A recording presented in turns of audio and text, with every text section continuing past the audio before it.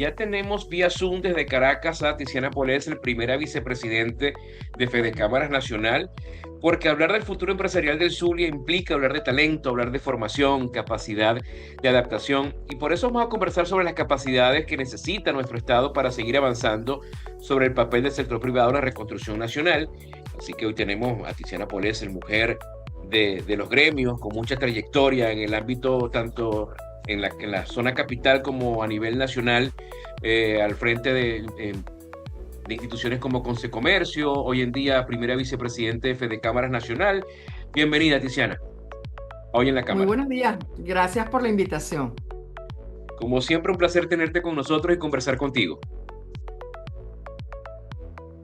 Igualmente, Tiziana, antes de hablar de talento humano, es importante entender el contexto en el que hoy están operando las empresas venezolanas. Desde la visión de Fedecámaras, ¿cuál es actualmente el diagnóstico del sector privado nacional y qué indicadores están observando en materia de actividad empresarial, de inversión, generación de empleo y sobre todo de expectativas de crecimiento para este año? bueno, lo primero que tenemos que tener en consideración que ayer fue un mes de un terremoto que de alguna forma llegó para variar muchas de esas expectativas que se tenían, muchas de esas prioridades que teníamos en algunas regiones del país. Es cierto que esa tragedia no afectó a todos los estados de Venezuela, pero sí va a haber una incidencia importante ya que afectó en una gran medida al estado que tiene uno de los puertos más importantes, el aeropuerto importante del país, y eso por supuesto está generando o bien ralentización de algunas actividades portuarias, aéreas, etcétera, pero además está de alguna forma haciendo cierto talento, que de eso es lo que vamos a hablar, ¿verdad? Está haciendo migrar cierto talento que estaba en algunas regiones, pero en este momento se necesita en las zonas más afectadas por el terremoto. Nosotros habíamos hablado de una expectativa conservadora pero positiva. En este momento, pues por supuesto, ese positivismo quizás no esté marcado en la misma dimensión, porque es claro que tanto el Estado como el sector privado va a tener que de alguna forma destinar recursos para esta etapa de reconstrucción tan importante. Lo que nos afectó, insisto, no fue a todo el país, pero de alguna forma impacta a todos los estados del país. Ahora, dentro de ese contexto, Tiziana, uno de los grandes desafíos es contar con el talento adecuado para sostener la productividad y la competitividad. Precisamente, la Cámara de Comercio y Mercado está promoviendo un encuentro ¿Qué talento necesita el Zulia hoy?, del cual tú tendrás una participación importante. Desde la perspectiva de Fedecámaras, ¿qué está revelando actualmente el sector privado sobre la disponibilidad de talento en Venezuela y cuáles son las principales brechas que están enfrentando las empresas para encontrar perfiles que necesitan? Bueno, lo primero, un poco hablar desde mi rol dentro de Fedecámara. Una de las responsabilidades que se me ha asignado es la presidencia de la Comisión de Educación. Tenemos muchos meses Ok. trabajando en esto. Yo creo que es importante que tu público de alguna forma conozca lo que venía haciendo Fedecámaras en este sentido. Porque lo primero, obviamente, hay tres grandes bloques de esto que denominamos la educación. El primer bloque es un grupo de profesionales que están estudiando una propuesta de política educativa. Es Ok. necesario que nuestros currículos se adapten a los nuevos tiempos, ¿verdad? Tenemos que revisar las cosas que se están haciendo en materia educativa. Luego el segundo bloque, por llamarlo de alguna manera, o el segundo eje, tiene que ver con la relación entre la empresa y la academia, que es algo sumamente importante, que es algo que tiene es una relación que hay que profundizarla. El tercer bloque tiene que ver con la formación técnica para el trabajo. Quizás creo que en este momento asume un protagonismo por lo que mencionaba al principio. Aquí lo primero que hicimos fue establecer contacto directamente con el INSES, que de alguna manera es la institución de gobierno que además recibe los aportes de la empresa privada. Y bueno, establecemos ese primer contacto. Y por supuesto, comenzamos un poco esa relación que además comenzó con extraordinario buen pie, en el sentido de que se entendieron claramente los planteamientos que estábamos haciendo y nos explicaron, además del lado de ellos, qué es lo que están haciendo, qué es lo que están abordando. Es importante tener presente que desde el 3 de enero, por supuesto, Venezuela pasó a estar de moda en el mundo, ¿verdad? Exacto. Y cualquier inversionista que hizo contacto con nosotros, porque hasta antes del terremoto estuvimos recibiendo un promedio de 3 grupos de inversionistas semanales en Fede Cámara que venían a documentarse, a saber, a conocer una serie de aspectos. Y allí, evidentemente, todos ellos nos señalaban 3 grandes preocupaciones a la hora de invertir en Venezuela. La primera de ellas es seguridad jurídica, la segunda, ley del trabajo, y la tercera, capacitación, formación técnica profesional. O sea, esos son sus 3, aquel que quiere venir a invertir en Venezuela, los 3, digamos, los 3 interrogantes que tiene son estos. Sabemos que en cuanto a seguridad jurídica se está trabajando, ya hemos visto algunos cambios, hemos visto de hecho incluso cómo volvimos a ser consultados a la hora de escribir leyes, volvimos a ser consultados a la hora de presentar proyectos en la Asamblea. En el segundo, que tiene que ver con ley del trabajo, que en este momento, después de tantos años que uno está vinculado con la institucionalidad gremial, yo creo que este es un momento de oro. Nunca habíamos tenido unas relaciones tan fluidas, frecuentes y respetuosas, tanto con el sector sindical como con el sector de gobierno.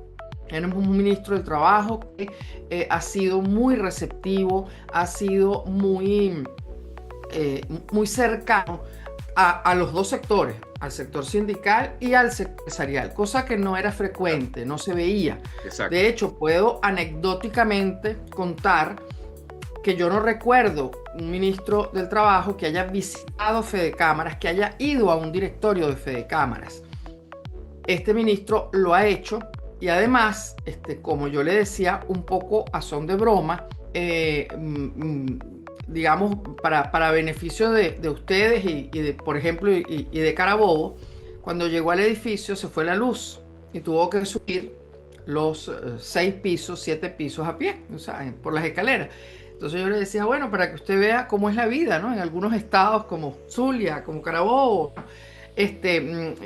fue un poco, digamos, jocoso el tema, porque bueno, todos los funcionarios que vinieron al directorio tuvieron que subir las escaleras, ¿no? Y por supuesto, sin aire acondicionado, etc. Entonces yo creo que yo le decía, bueno, para que usted se dé cuenta cómo es producir en Venezuela y cómo son las cosas un poco en Venezuela y tal, ¿no?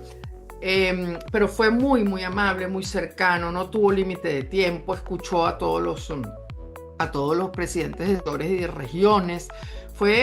Y así como ese, ha habido muchísimos otros encuentros donde eso ha sido muy positivo. Y finalmente, el tema de la formación técnica del trabajo. Allí Fede Cámaras elaboró una encuesta que fue enviada a todas las cámaras y cada cámara le pedimos que le enviara a su vez empresas. La encuesta va en el sentido de cámaras primero y empresas después, justamente para detectar.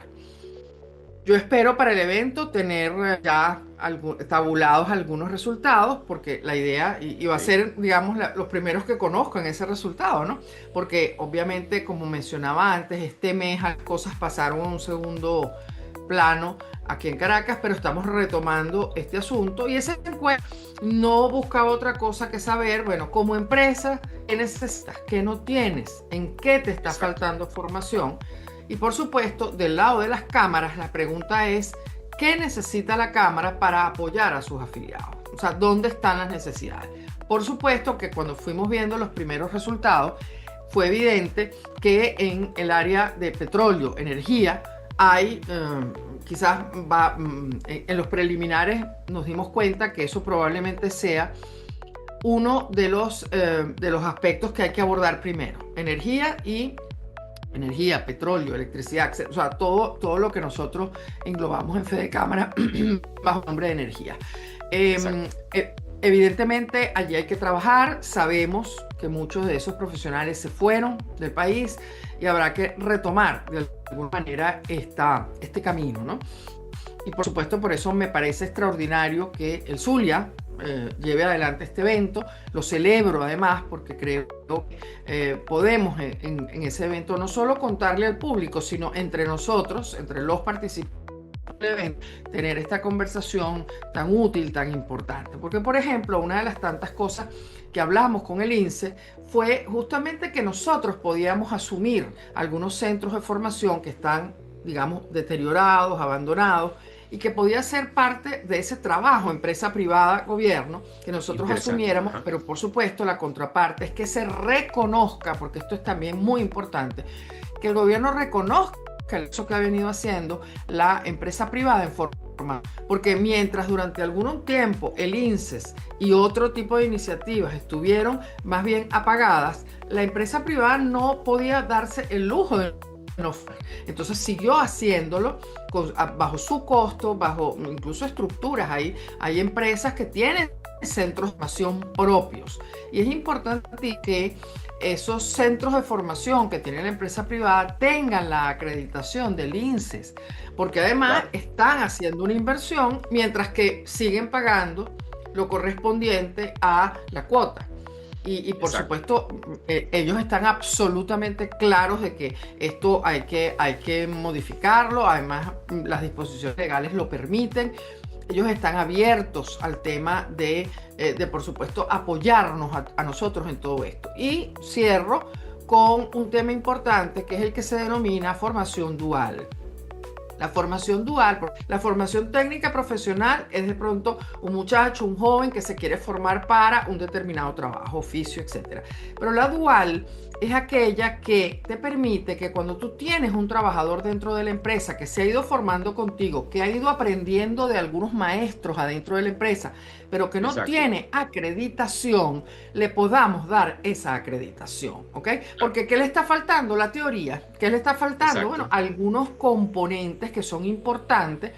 Y por supuesto, a eso se dedica la formación dual. El presidente Capozolo estuvo durante el mes de junio en una gira internacional y uno de los países visitados y uno de los temas abordados fue este de la formación dual en Alemania, que por supuesto recibimos una invitación de justamente una institución en Alemania, el gobierno alemán, para justamente terminar de explicarnos, porque los alemanes en esto de la formación dual definitivamente son los que llevan la delantera. Y en eso de alguna forma estamos trabajando. Obviamente no nos puedo como el reporte detallado de esta visita, pero en eso de alguna forma estamos trabajando. Ahora, Tiziana, la pregunta importante es formación versus necesidades empresariales, porque cuando hablamos de brechas de talento, necesariamente tenemos que hablar de formación. Ahora, hay muchas empresas en nuestro país que requieren competencias distintas a las tradicionales, como capacidades digitales, adaptación tecnológica, liderazgo, innovación, resolución de problemas, inclusive falta también tener ese componente de habilidades blandas para poder tener acceso de manera eficiente a las nuevas tecnologías, a inteligencia artificial inclusive, ¿no? Ahora, ¿qué tan alineada está actualmente la formación académica venezolana con esas necesidades reales del aparato productivo y qué acciones se deben impulsar para lograr una mayor articulación entre las universidades, las empresas y los gremios? Bueno, con las universidades tenemos un trabajo muy intenso. De hecho, en el Zulia probablemente es uno de los mejores ejemplos, ¿no?, que hay entre esa relación que vemos siempre permanente, una relación de la academia en el Zulia, pero hay otros estados que mantienen esa vinculación muy, muy cercana, ¿no? Eso se ha profundizado, hay que decirlo, porque quizás primero, lado de la academia, se ha entendido que si no están cerca de la empresa, técnicamente el estudiante siente esa desvinculación. Entonces es muy importante que se mantenga ese vínculo permanente. Como siempre hemos dicho, por ejemplo, el tema de las pasantías, ¿no? Quizás nuestra audiencia escucha, bueno, la pasantía es ubicar a un muchacho estudiante de últimos semestres de la carrera en una empresa. Sí, pero es que la pasantía es en doble sentido y a veces eso no se entiende. Se cree que es un requisito del estudiante y ya. Y resulta que la pasantía no es solamente estudiante usted va a la empresa a contrastar conocimientos, a ponerlos en práctica. Es también el vínculo del profesor con la empresa, porque a través de la pasantía el profesor detecta qué cosas mejorar dentro de esa programación y dentro de lo que está haciendo, ¿no? Entonces, yo creo que lo hemos entendido en ambos sentidos, eso ha sido muy importante. Un elemento también clave es que desde el lado de los empresarios entendamos que en la academia no hay solamente estudiantes de pregrado y posgrado, también hay centros de investigación que están ávidos de que les den trabajo, porque son ingresos para las universidades. Casi todas las universidades públicas y privadas tienen sus centros de investigación con profesionales con altísimas competencias que la empresa privada puede perfectamente solicitarles investigación, y además casi todas tienen estructuras donde eso se puede hacer, donde de alguna manera hay posibilidad, y quienes no las tengan hay que trabajarlas, ¿no? Porque esa es la forma como nosotros también mantenemos viva la universidad, a través de decirle a un investigación qué estoy necesitando, qué me hace falta. Y ahí ponemos a no solamente los docentes, ahí ponemos incluso a los estudiantes también a trabajar en lo que de verdad la empresa necesita. Y yo creo que vamos en ese camino. Ahora, Tiziana, mencionábamos al principio de la entrevista lo que ocurrió casualmente ya hace un mes exactamente, el día de ayer. El pasado 24 de junio, Venezuela enfrentó una situación compleja con el doblete sísmico que afectó distintas regiones del país, sobre todo la región de Caracas. Y el sector privado está mostrando capacidad de organización y respuesta. Ahora, desde Fedecámaras, ¿manejan algún balance de la participación empresarial durante esta emergencia? ¿Qué acciones concretas se han desarrollado y qué cifras podrías compartirnos sobre la movilización del empresariado venezolano en este sentido? Sí, bueno, esa también todavía está, digamos, en toma, o sea, no tenemos todavía los preliminares de cuenta, pero también Fedecámaras con la misma modalidad que explicaba antes, hacia cámaras y hacia empresas, porque el trabajo de las cámaras y de las fedecámaras regionales ha sido realmente, han respondido sin esperar que nadie les explique qué es lo que tienen que hacer, bien sea buscando recursos, constituyéndose en Secopio, mandando lo que sea necesario para las zonas afectadas. Eso ha ocurrido desde el punto de vista institucional gremial, ¿no? O sea, ahí ha habido, y es parte de lo que se pregunta en ese trabajo. Y lo segundo, por supuesto, ya tiene más que ver con, por ejemplo, afectación concreta de ciertos sectores. Por lo menos dentro de tanto dolor y de tanto, y de tanto desasosiego que hemos vivido, especialmente quienes en Caracas, en La Guaira. Ojo, hay zonas afectadas en Aragua, en Yaracuy, en Falcón. Hay edificios, digamos que incluso no se habla casi nunca, pero la zona del Junquito, cerca de Caracas, también fue muy afectada. Lo que pasa es que evidentemente el 80% del drama está en la tragedia, está focalizado en La Guaira. Pero hay que tener en cuenta que La Guaira tiene varias, digamos, varias funciones. La primera es la válvula de escape de toda la capital para su esparcimiento. En segundo, ya se había convertido en una ciudad dormitorio, donde el caraqueño encontraba en La Guaira una vivienda digna y bastante más económica que vivir en Caracas. Y tercero, es la vivienda de todo el personal que trabaja en puerto, aeropuerto y todo lo que es ese eje logístico. Entonces, ahí esto hay que abordarlo. Menos mal que han venido incluso especialistas de Japón, de países donde nos tienen que dar buenas lecciones, ¿ok?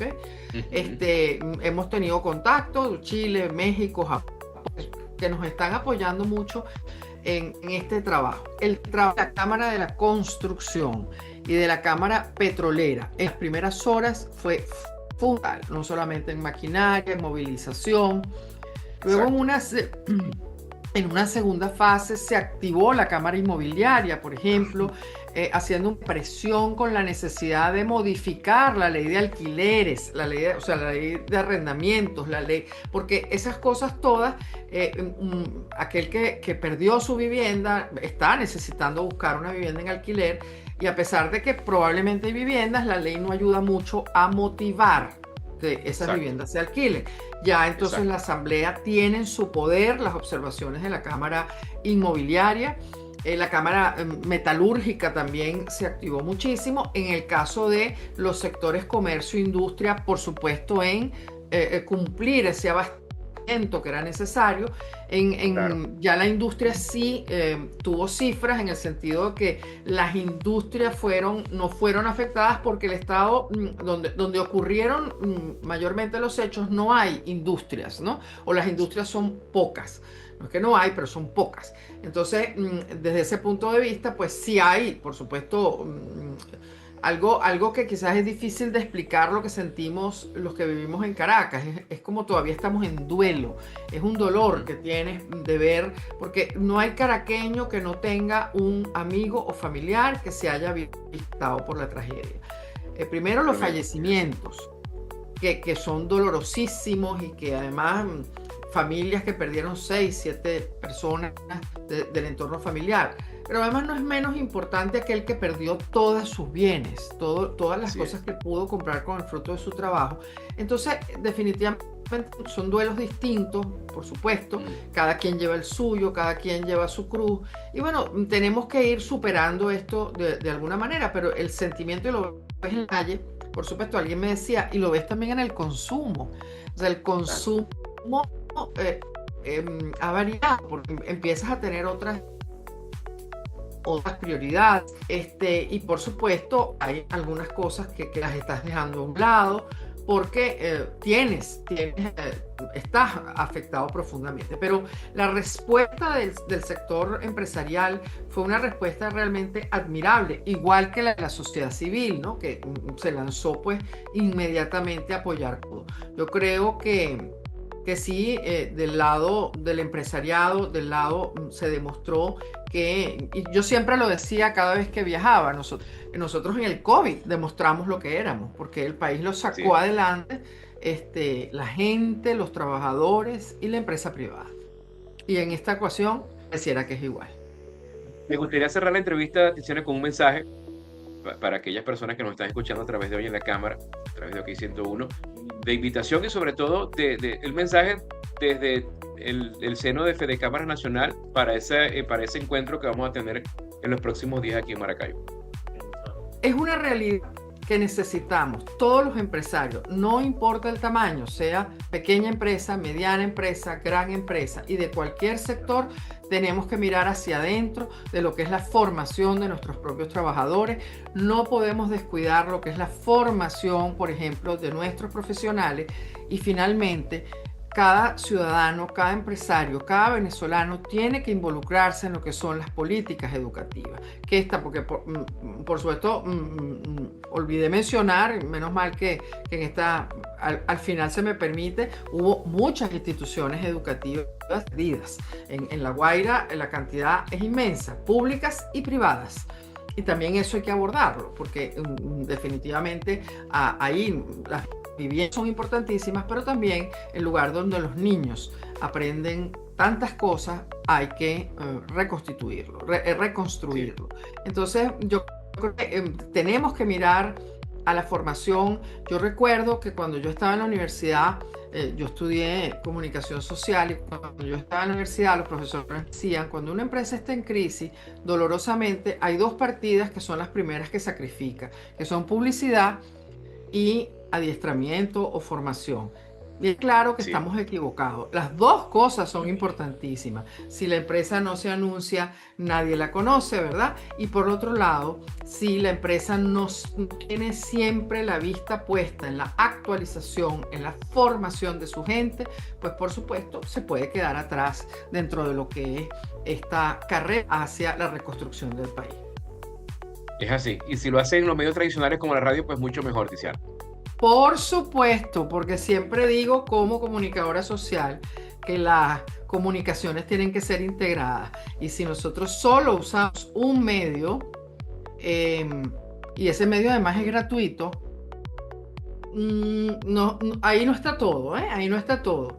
Es importante tener en cuenta que hay que hacer inversión. Hay que hacer inversión en justamente dar a conocer lo que hacemos, dónde lo hacemos y cómo lo hacemos, con una estrategia integrada y hay que formar a la gente, las dos cosas.